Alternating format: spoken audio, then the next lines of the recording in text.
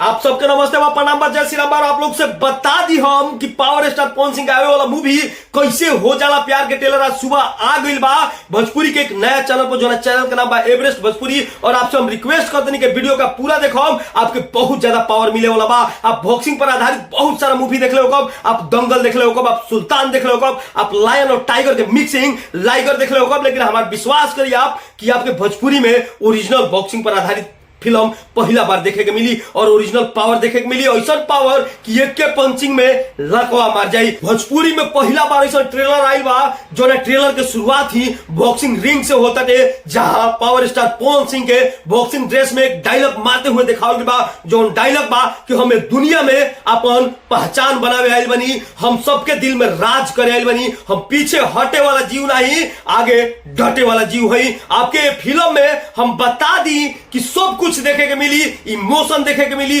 आपके फुल ड्रामा देखे के मिली, आपके फिल्म में पूरा एनर्जी मिली, आपके फिल्म में बहुत ज्यादा मोटिवेशन मिले वाला बा, आपके फिल्म में बहुत ज्यादा रोमांस भी मिले वाला बा। यानी कॉम्बो पैक बाय फिल्म। ये पहला बार ऐसा फिल्म हम देखा तनी कि जोना में सब कुछ बराबर डालल गइल बा। फिल्म में बहुत ज्यादा डायलॉग बाटे और पावर स्टार पवन सिंह जब डायलॉग बोलेलन तो मन करला कि छतिया फुला दी जाता ना कि टी-शर्टवा फाट जाओ। आप लोग के फिल्म में पावर स्टार पवन सिंह के पावर देखे के मिली, यानी जबरदस्त फाइट देखे के मिली। बहुत ही कम बजट में एक अच्छा मूवी बनावे के कोशिश कर गई बा।